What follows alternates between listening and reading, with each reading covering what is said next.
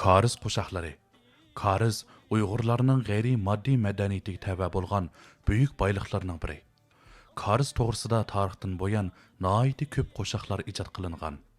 Bu qo'shoqlar ichida Turpan to'qsullarda ijod qilinib, tarqalib yurgan qo'shoqlardan boshqa, yana Kucha xalqi orasidami xili burunliq qo'shoqlar ijod qilinib, ohang'i silinib, xalq orasida aytilib kelgan.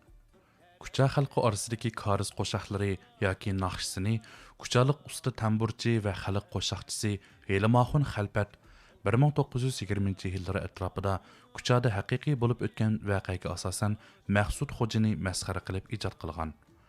Mashhur xalq san'atkori Nisoxon ana bu tekstga ohang silib bugungi davrga yetkazgan. Kuchada ijod qilingan bu qo'shoqda asosligi mundaq mazmunlar bor. 20-asrning 20-yillarida Turpandan Kuchaga amaldor qilib tayinlangan Qodir To'ngling yoki Xo To'ngling degan odam Kuchaga kelgandan keyin bu yerda suvning noiti qisliqini his qilib, yollanma dehqon ishlamchilarni tashkillab kariz qazdirdi. Qezilgan karizlar barg'ansira avib, xalqning suv masalasi bir qadar hal bo'ladi. Keyincha har qaysi joylardagi kariz qo'langan joyning atrofi kishilar ko'ngil ochadigan, orom oladigan sayligohga aylanadi. Shunday qilib kariz saylisi maydonga keladi. Kariz saylisi qizg'in davom qilayotgan kunlarda Kucha Vang o'rdisining amaldori Maqsud Xo'ja yoki Zongay Xo'jam, Mahmud Mirab va Salay ismli ikki amaldorni ilib kariz saylisi bo'layotgan joyga chiqdi. Ham aroq ichib mast bo'lib qoldi.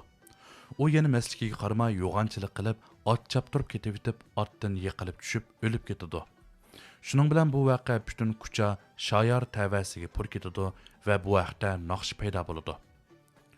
Bu tarixiy qo'shoqda Kuchadagi hashamxo'r baglarning kambag'al yo'qsullarga zulm silish hisobiga o'zini beyitgan, yanchiqini to'mpaytgan, haromdan samirib aysh ishrat bilan kun o'tkazgan qilmishlarga nafrat o'qilgan.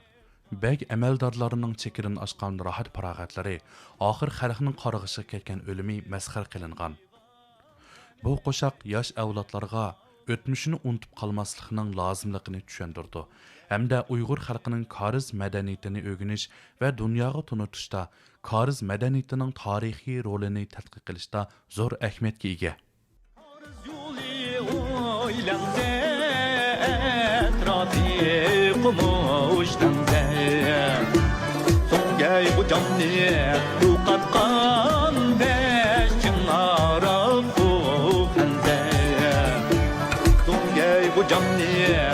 Qatqan beşin araq xanze Altın balığa darım yok senindin başka yavrum yok Altın balığa darım yok senindin başka yavrum yok Senindin başka yavrum yok